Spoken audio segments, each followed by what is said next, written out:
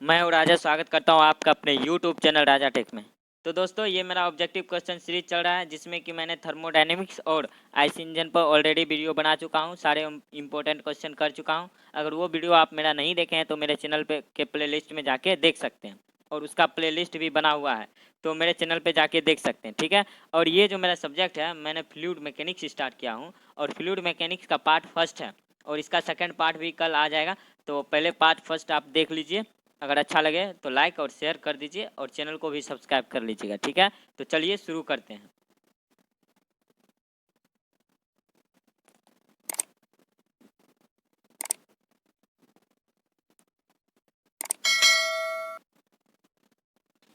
तो मेरा first question है, mass density of liquid is given by. तो मास डेंसिटी ऑफ लिक्विड कहता है तो मास डेंसिटी ऑफ लिक्विड क्या होता है कि मास पर यूनिट वॉल्यूम होता है, ठीक है। तो मास पर यूनिट वॉल्यूम देखिए, मास डेंसिटी कहिए या डेंसिटी, सीधा डेंसिटी कहिए, तो ये क्या हो जाता है, मास पर यूनिट वॉल्यूम। तो मेरा ए इसका राइट आंसर हो जाएगा, मास पर यूनिट वॉल्यूम। तो ए इसका राइट आंसर हो जाएगा। चलिए ए पे ताला मारते हैं और बढ़ते हैं नेक्स्ट क्वेश्चन की ओर। तो चलिए नेक्स्ट क्वेश्चन है मेरा दूसरा नंबर का, the ratio of specific weight of a liquid to the specific weight of pure water at a standard temperature is called. देखिए क्या कर रहा है क्वेश्चन में कर रहा है specific weight of liquid to the specific weight of pure water, ठीक है। तो ये जो कर रहा है तो इसका मतलब क्या होता है, स्पेसिफिक ग्रेविटी ऑफ लिक्विड, ठीक है। और एक होता है मेरा स्पेसिफिक ग्रेविटी ऑफ गैस। तो स्पेसिफिक ग्रेविटी ऑफ गैस के लिए क्या हो जाता है, specific weight of gas to the specific weight of air, ठीक है। तो देखिए स्पेसिफिक ग्रेविटी गैस के लिए जो हो जाता है specific weight of gas but specific weight of air, ठीक है। तो मतलब कि स्पेसिफिक ग्रेविटी जो होता है गैस के लिए, उसमें स्टैंडर्ड फ्लूइड मेरा एयर होता है, और स्पेसिफिक ग्रेविटी होता है लिक्विड के लिए, स्पेसिफिक ग्रेविटी लिक्विड के लिए उसमें स्टैंडर्ड फ्लूइड क्या होता है मेरा, वाटर होता है, ठीक है। तो देखिए इसमें जो क्वेश्चन पूछा गया है कि specific weight of liquid but specific weight of gas, मतलब लिक्विड स्पेसिफिक वेट ऑफ क्या पूछा जा रहा है, स्पेसिफिक वेट ऑफ वाटर, ठीक है। तो इसका राइट आंसर क्या हो जाएगा, स्पेसिफिक ग्रेविटी ऑफ लिक्विड, ठीक है। तो इसका राइट आंसर बी हो जाएगा, बी इसका राइट आंसर हो जाएगा। चलिए बढ़ते हैं नेक्स्ट क्वेश्चन और देखते हैं नेक्स्ट क्वेश्चन क्या है मेरा। बी पे ताला मारते हैं और बढ़ते हैं नेक्स्ट क्वेश्चन। नेक्स्ट क्वेश्चन है मेरा, the specific gravity of water is taken as. तो स्पेसिफिक ग्रेविटी जो वाटर का होता है वो एक होता है, ठीक है। हमेशा याद रखिएगा, स्पेसिफिक ग्रेविटी ऑफ वाटर क्या होता है, एक। और स्पेसिफिक ग्रेविटी जो होता है यूनिट लेस होता है, ठीक है। तो चलिए बढ़ते हैं नेक्स्ट क्वेश्चन। नेक्स्ट क्वेश्चन है मेरा, the specific weight of sea water is that dash that of pure water. मतलब जो पूछा जा रहा है कि सी वाटर मतलब क्या हो जाता है, समुद्री वाटर। समुद्री वाटर का जो स्पेसिफिक वेट होगा वो प्योर वाटर के वेट से क्या होगा, मतलब कम होगा कि ज़्यादा होगा कि मतलब बराबर होगा, ये हमसे पूछा जा रहा है। तो देखिए दोस्तों कि समुद्री वाटर में क्या होता है कि जैसे नमक NaCl हो गया, इसका मिक्सचर होता है, मतलब बहुत सारा गैस का मिश्रण होता है सी वाटर में, ठीक है। तो इसलिए उसका क्या हो जाता है, डेंसिटी ज़्यादा हो जाता है, इसी वजह से उसका स्पेसिफिक वेट क्या होता है, बढ़ जाता है, ठीक है। तो स्पेसिफिक वेट क्या होगा, बढ़ जाएगा। तो प्योर वाटर से स्पेसिफिक वेट ज़्यादा होगा सी वाटर का, ठीक है। तो इसका राइट आंसर क्या हो जाएगा, सी इसका राइट आंसर हो जाएगा। चलिए बढ़ते हैं नेक्स्ट क्वेश्चन की ओर। Next question, more than of pure water, ठीक है, मतलब ज़्यादा होगा प्योर वाटर से। चलिए नेक्स्ट क्वेश्चन है मेरा, the property of a liquid which offers resist to the movement of one layer of liquid over another adjacent layer of a liquid is called। मतलब इसमें जो कहा जा रहा है कि देखिए कि किसी भी हम लिक्विड को देखते हैं माइक्रोस्कोपिक लेवल से तो उसमें लेयर की तरह दिखाई देता है, ठीक है।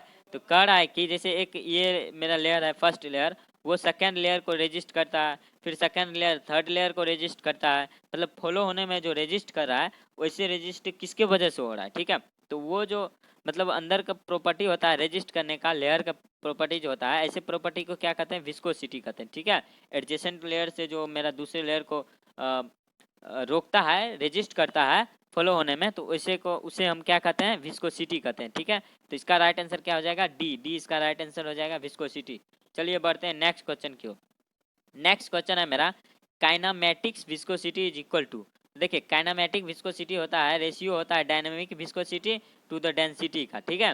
तो इसे आप याद रखने के लिए D/D याद रखिएगा, इससे क्या हो जाएगा, काइनेटिक विस्कोसिटी क्या के इक्वल टू हो जाएगा डी बाई डी। तो डी से हो जाएगा डायनामिक विस्कोसिटी और डी नीचे वाला डी से का मतलब हो जाएगा डेंसिटी। ठीक है, तो इसका राइट आंसर क्या हो जाएगा, dynamic viscosity to the density. तो इसका राइट आंसर ए हो जाएगा, इसका राइट आंसर ए हो जाएगा। चलिए बढ़ते हैं नेक्स्ट क्वेश्चन की ओर। नेक्स्ट क्वेश्चन देखते हैं। नेक्स्ट क्वेश्चन है मेरा, the force per unit length is equal to. तो फोर्स पर यूनिट लेंथ जो होता है मेरा, वो सरफेस टेंशन को बताता है। वो सरफेस टेंशन क्या होता है, फोर्स पर यूनिट लेंथ। तो ये क्या होता है, सरफेस टेंशन। तो इसका राइट आंसर ए हो जाएगा। चलिए बढ़ते हैं नेक्स्ट क्वेश्चन की ओर। तो नेक्स्ट क्वेश्चन है मेरा, the variation in the volume of liquid with the variation of pressure is called. मतलब क्या करा है कि variation of the volume of the liquid. तो वेरिएशन जो लिक्विड में जो वेरिएशन हो रहा है, मतलब डी भी, जैसे कि मान लीजिए किसी भी लिक्विड में जो वेरिएशन हो रहा है, वेरिएशन जो किसके कारण, मान लीजिए कि कंप्रेस, जैसे कि मान लीजिए कि इस लिक्विड को हम कंप्रेस किए, ठीक है, तो इसमें जो वेरिएशन हो रहा है, फिर इसमें प्रेशर भी बढ़ रहा है। मतलब क्या, किसी भी लिक्विड को हम अगर कंप्रेस करते हैं तो उसमें एक फेनोमेना होता है, मतलब कंप्रेसिबिलिटी का मतलब गुण होता है किसी भी लिक्विड में, जिससे क्या होता है कि उसके वॉल्यूम में भी चेंजिंग आता है, प्रेशर में भी चेंजिंग आता है। तो कंप्रेसिबिलिटी क्या हो जाएगा, इसका राइट आंसर हो जाएगा। ठीक है, वेरिएशन ऑफ क्या हो जाएगा, variation of volume to the variation of pressure, ये क्या हो जाएगा, कंप्रेसिबिलिटी। ठीक है, इसका राइट आंसर क्या हो जाएगा, बी। चलिए बढ़ते हैं नेक्स्ट क्वेश्चन को। नेक्स्ट क्वेश्चन है मेरा, the property of liquid which enables to resist tensile stress is called. तो देखिए दोस्तों, क्या होता है कि मान लीजिए कि किसी भी फ्लूइड या मतलब फ्लूइड पार्टिकल में जो किसी भी फ्लूइड है, उसके सेम मॉलिक्यूल्स के बीच जो फोर्स लगता है उसे कोहेशन फोर्स कहते हैं। ठीक है, सेम मॉलिक्यूल्स के बीच क्या होता है, फोर्स लगता है, तो उसे कोहेशन फोर्स कहते हैं। और जैसे कि मान लीजिए कि फ्लूइड को हम किसी कंटेनर में रख दिए, तो कंटेनर और फ्लूइड के मॉलिक्यूल्स के बीच जो फोर्स लगेगा उसे हम एडहेशन फोर्स कहते हैं। ठीक है, तो देखिए क्या होता है कि मान लीजिए कि किसी भी सरफेस हम किसी भी लिक्विड को रखते हैं, क्या होगा कि लिक्विड बहना चाहेगा, फ्लो होना चाहेगा। ठीक है, तो इस प्रकार से मान लीजिए कि फ्लो हो रहा है लिक्विड, तो क्या होता है कि मान लीजिए कि इसके बीच जो मॉलिक्यूल्स के बीच जो फोर्स कोहेशन लग रहा है, उससे क्या हो जाएगा कि ये रेजिस्ट करेगा, मतलब इससे बहने से रोकेगा। ठीक है, मतलब क्या हो जाएगा कि इधर जो एक फोर्स लग रहा है टेंसाइल, इसे रेजिस्ट कर रहा है। टेंसाइल फोर्स के कारण एक टेंसाइल स्ट्रेस डेवलप होता है। तो टेंसाइल स्ट्रेस को रेजिस्ट कौन कर रहा है, कोहेशन फोर्स। मतलब मॉलिक्यूल्स के बीच जो फोर्स, सेम मॉलिक्यूल्स के बीच जो फोर्स लग रहा है, लिक्विड के सेम मॉलिक्यूल्स के बीच जो फोर्स लग रहा है, उस फोर्स को जो रेजिस्ट कर रहा है उसे हम क्या कहते हैं, कोहेशन फोर्स। ठीक है, तो इसका राइट आंसर क्या हो जाएगा, डी। डी इसका राइट आंसर हो जाएगा। चलिए बढ़ते हैं नेक्स्ट क्वेश्चन की ओर। नेक्स्ट क्वेश्चन है मेरा, when a tube of a smaller diameter is dipped in water, the water rise in the tube due to.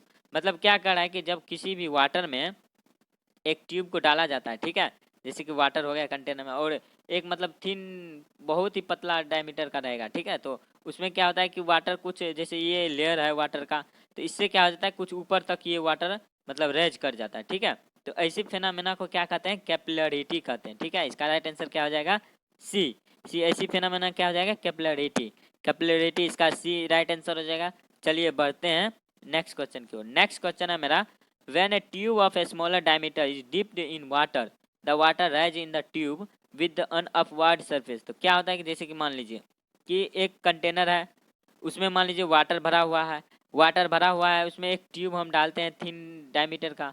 तो ट्यूब जब हम डालते हैं तो क्या होता है कि वाटर में ये जो रेज हो जाता है, और वो इस प्रकार से रेज होता है, मतलब नीचे की ओर, मतलब कनकेव शेप बनाता है। ठीक है, कैसा शेप बना लेता है, कनकेव। ठीक है, तो वही पूछा जा रहा है कि कौन सा अपवार्ड जो शेप बनाता है वो कैसा सरफेस होता है, तो कनकेव सरफेस होता है। ठीक है, तो इसका राइट, वाटर में कनकेव बना लेता है, और मरकरी में क्या होता है, कन्वेक्स बना लेता है, इस प्रकार से बना लेता है, और वाटर में कनकेव बनाता है। ठीक है, कनकेव वाटर के लिए और कन्वेक्स मरकरी के लिए। ठीक है, तो इसका राइट आंसर क्या हो जाएगा, ए कनकेव सरफेस बनाएगा वाटर में। ठीक है, चलिए बढ़ते हैं नेक्स्ट क्वेश्चन की ओर। नेक्स्ट क्वेश्चन है मेरा, the mercury does not wet the glass, this is due to the property of a liquid known as. मतलब क्या होता है कि जानते हैं कि देखिए, हम पहले भी क्वेश्चन में डिस्कस किए थे कि फोर्स जो लग रहा है सेम मॉलिक्यूल्स के बीच, लिक्विड के सेम मॉलिक्यूल्स के बीच जो फोर्स लगता है उसे कोहेशन फोर्स कहते हैं। और कोहेशन फोर्स जब लगता है किसी भी सरफेस, जैसे कि मान लीजिए कि कोई भी लिक्विड है, किसी भी सरफेस पर हम उसे गिराते हैं, जैसे किसी भी सरफेस पे गिराते हैं, तो क्या होता है, वाटर का इस प्रकार से फैल जाता है। तो वाटर का फैलता है क्योंकि उसके जो कोहेशन फोर्स होता है लिक्विड के बीच, वो कम हो जाता है एडहेशन फोर्स से। ठीक है, तो उसमें क्या होता है, सरफेस कॉन्टैक्ट बना देता है, किसी भी सरफेस से मेरा क्या होता है, सरफेस कॉन्टैक्ट बना देता है। तो सरफेस कॉन्टैक्ट बनाने से क्या होता है, वाटर मेरा उसे भिगो देता है पूरा, मतलब वेट कर देता है, गीला कर देता है।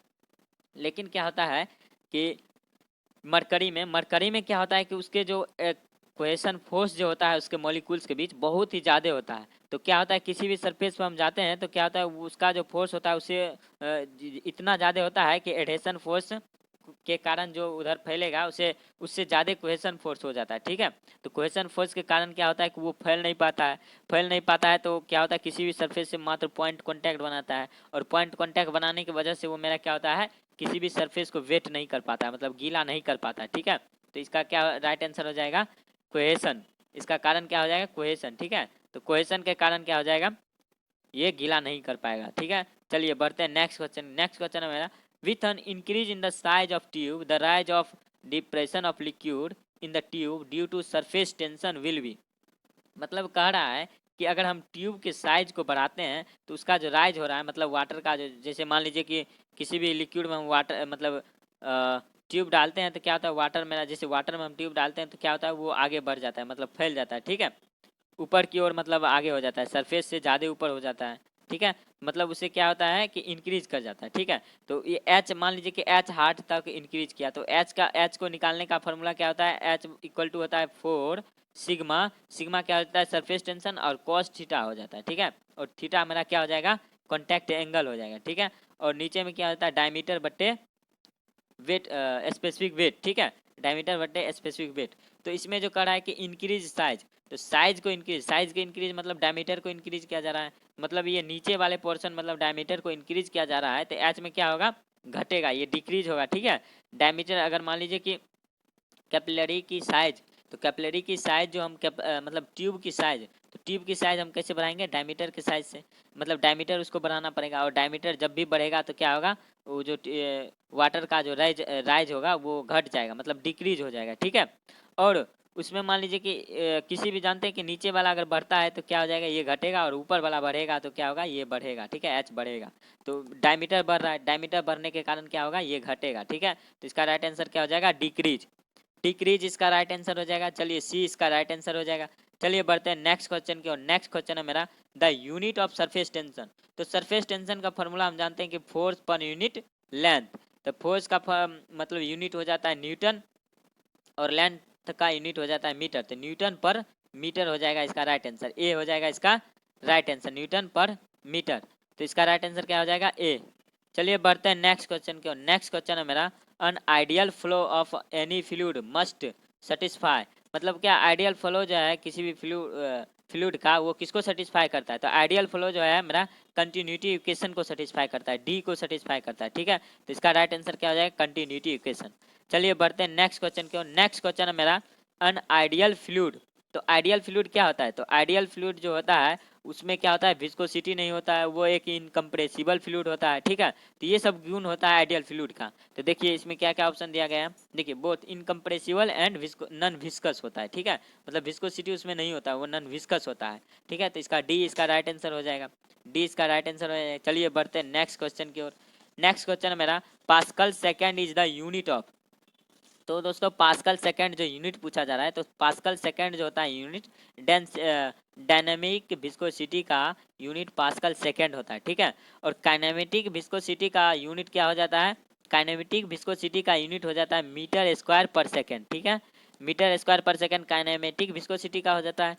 प्रेशर का यूनिट क्या हो जाएगा, प्रेशर का यूनिट हो जाएगा कि प्रेशर का यूनिट हो जाएगा न्यूटन पर मीटर स्क्वायर हो जाता है। सरफेस टेंशन का यूनिट हो जाता है न्यूटन पर मीटर। ठीक है, तो ये आप हमेशा याद रखिएगा। तो देखिए फिर से एक बार देख लेते हैं, तो प्रेशर का यूनिट हो जाता है न्यूटन पर मीटर स्क्वायर। ठीक है, काइनेमेटिक विस्कोसिटी का यूनिट हो जाता है मीटर स्क्वायर पर सेकेंड।